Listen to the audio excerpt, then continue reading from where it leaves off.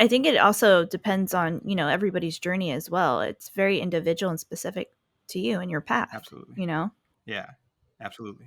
So how has mindfulness helped you? I think mindfulness is this amazing thing. Like we hear about it all over society, right? I mean, I was doing my yearly or 6-month checkup at the VA, my primary care doctor yesterday, and on her wall she had a thing about mindfulness, right? Because that's how ubiquitous it is now, right? It's everywhere, but it's everywhere for a reason. And I think for me, what it did, I would practice mindfulness meditation sometimes because I recognized that it helped, and my original VA therapist had showed me the way. Um, for me, I find that when I mindfully meditate, out of all the meditation that I do and the different types that I've tried, I feel like it's the one that manifests itself and shows itself to you outside of meditation the most often, and probably with some of the best results throughout your whole day and throughout your whole like just life, right, day to day, because it you start to then see things. And I mean, when I say see things, with your eyes, with your ears, with your senses, not just with, you see things like, and with that third eye, right, the sixth sense of, you start to see all this stuff around you that you hadn't noticed. Yes, especially when it comes to your thoughts as well. Yeah, and how and like, and I think learning when you're mindful and you have those thoughts that you otherwise have always been there, but you're just being bombarded with them and you don't even realize it, right? All this Right. noise. Suddenly we're able to like see things channel by channel that's input into our brain, and then that's when, because mindfulness is one thing that we always hear about in spiritual community, then we also always hear about be present in the moment. But those two things are so intricately connected, right? Because suddenly when you start to be mindful, then you start to see things and all this noise around you channel by channel more clearly. Then you kind of select that input. You accept what's coming to you, whether it's a thought, a feeling, an observation, and you're like, either this is good information, it's not good information, or it's just like superfluous, neutral. It doesn't, it doesn't go one way or the other. And you're then able to say, how does this serve me? And ask that question, how does this serve me? And so I think that mindfulness, yeah, it leads into that ability to then be present in the moment and not be living some other life that really you weren't meant to live. I think one of the things that I've looked at with my past is that it doesn't define who I am all the time. But when it comes to letting go and surrender, like sometimes we think it's this singular process, right? That we just say it and we do it and then it's done, right? But then we know that really that's not true, right? Like it comes back. And so we have to loop back around and ask ourselves, have we actually let go? Have we actually forgiven ourselves?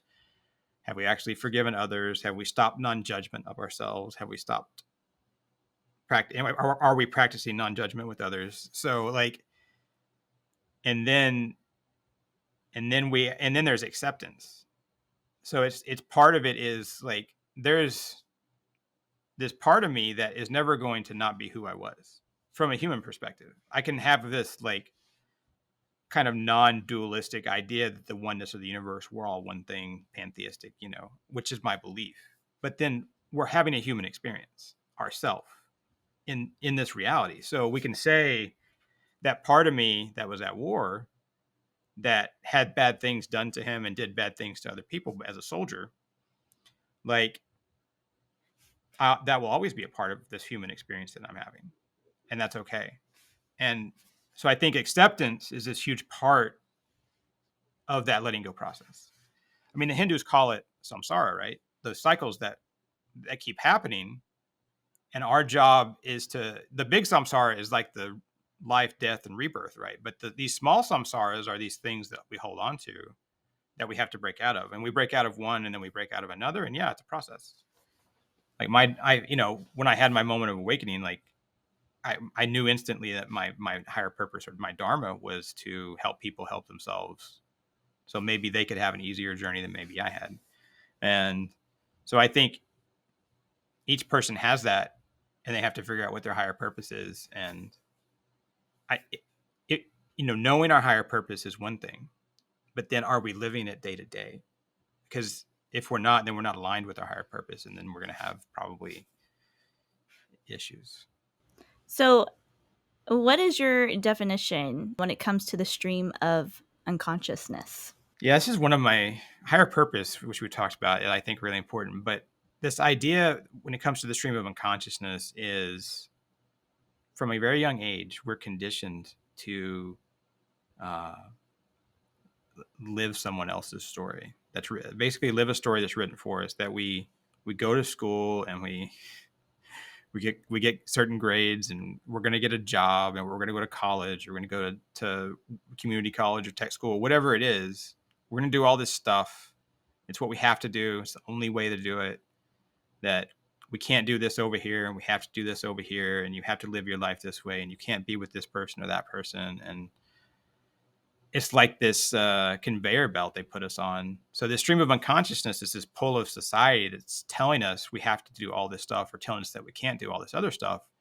And it tells us that we have to take care of other people, and we have to support the community. It never tells us to love ourselves. It never tells us to take care of ourselves as an individual, especially as a spiritual being.